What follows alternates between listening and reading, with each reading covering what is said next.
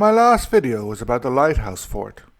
Today, I will talk about the other artillery fort in Valentia, apparently named Cromwell Fort. Little is known about it, and even less of it remains. It was built in Corbeig on a small headland called Cromwell Fort, jutting out between Fulhorn Bay and Portmagee Sound. It stands guard over the southern entrance to Valentia Harbour. Here, Valentia and Portmagee are very close, meaning that the entrance is very narrow and could easily have been blocked by cannon and muskets, or even with a chain called a boom, as suggested by local folklore. The fort was probably built in 1653, at the same time as the other Valentia fort, and was also decommissioned at the same time in 1669. Presumably, it was closed for financial reasons. Built in an exposed area, little now remains of the fort. The weather has taken its toll, as has the vegetation. The whole area is overgrown, and most of the remnants of the fort are lost beneath grass and other plants. Nevertheless, walking around the site, you can get a good idea of what it once was, and gain an appreciation of the depth of the ditch and other aspects of the military architecture. It is also easy to see how well it would have defended the entrance to the harbour. Aerial photos also help to convey the overall structure of the fort, for which reason I will leave one at the end of the film, taken by the National Monuments Service. The fort was defended by a large ditch, or fosse, and a ravelin. The latter was a triangular-shaped detached fortification designed to split attackers. This can be seen by the shape of the ravelin and by the fact that it was defended by a bank in the ditch.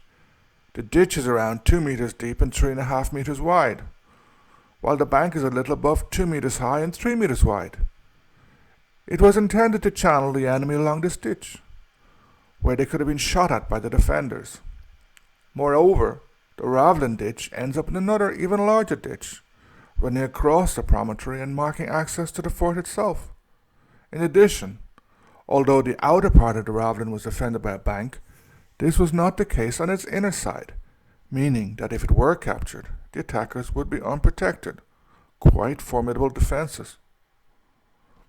Between the ravelin and the fort itself was another ditch, larger and steeper than the one around the ravelin. On average, it is 5 meters wide and up to 3.5 meters deep.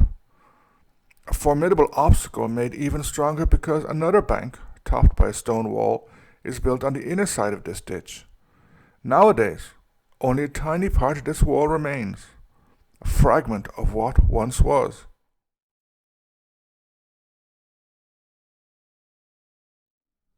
Inside the fort, there are traces of other banks and walls along the two sides of the cliff. Although Westrop, who surveyed the fort at the beginning of the 20th century, said the remains of 2 buildings, possibly barracks, could be seen, little remains of these now. In addition, apparently the interior part of the fort was disturbed, as the archaeologists say, although it is not known whether this was by digging, subsidence, the weather, or other reason, such as the reuse of the stone for roads or houses.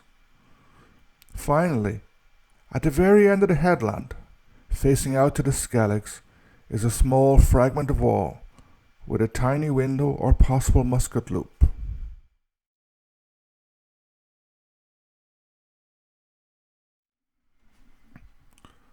Of the numerous historical remains of Valentia, this is one of the newest, one that is not well preserved and is rarely visited. Nevertheless, considering its origins, it is an oddly peaceful place. Sitting by the last fragment of wall of the barracks in front of the cliff, it is possible to look out as the boats return from the Skelligs or from fishing. Following a sea road that has little changed over the centuries, despite the massive transformations in technology. In the silence of this place, there is a real sense of history.